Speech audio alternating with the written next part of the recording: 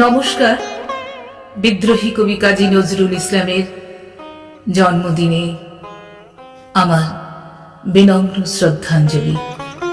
কবি অনুপম শৌরীর সরকারের লেখা কবিতা নজরুল ও নূরজাহান।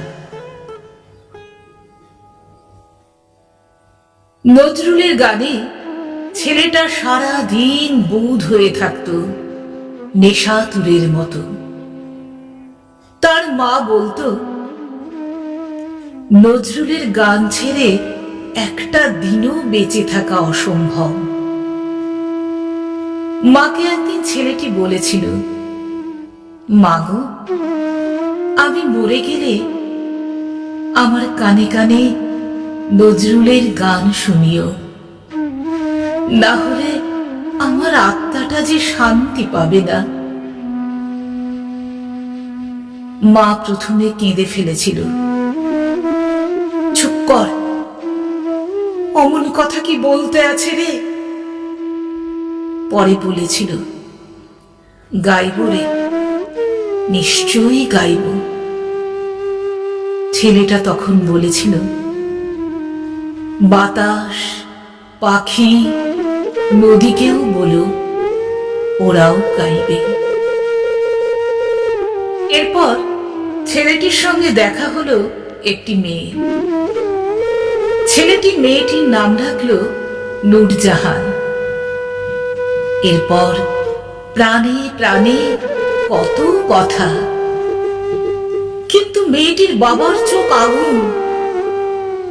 পুড়ে গেল মেয়েটির সাধের জল ফরিং। ছেলেটাকে তার মা বলল, দুঃখু, নূরজাহানকে তুই ভুলে যা, না হলে খুব খুব কষ্ট পাবি।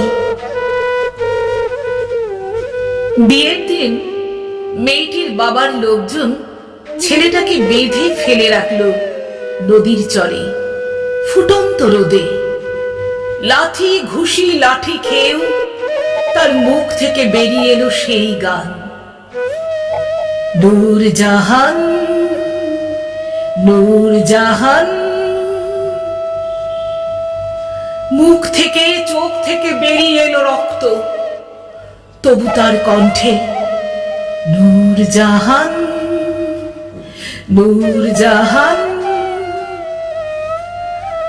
সহ্য শক্তি একটু একটু করে ফুরিয়ে এলো, শুকিয়ে এলো কণ্ঠ, তবু সে থেমে থেমে গাইল, নূরজাহান, নূরজাহান। তারপর এক সময় নেমে এলো স্তব্ধতা। খবর পেয়ে ছুটে এলো মা। কাঁদতে কাঁদতে বলল, ও বাতাস, ও পাখি, ও নদী, তোমরা শোনাও নজরুলের গান, না হলে যে আমার নরেনের আত্মাটা শান্তি পাবে না। ছেলেটির আত্মা মাকে বুঝি বলল, মাগো, তুমিও গাও, না হলে যে সম্পূর্ণ হচ্ছে না শান্তি। এই শুনে মা গাইল, শূন্য এ বুকে পাখি মোরায়, ফিরে আয়, ফিরে আয়।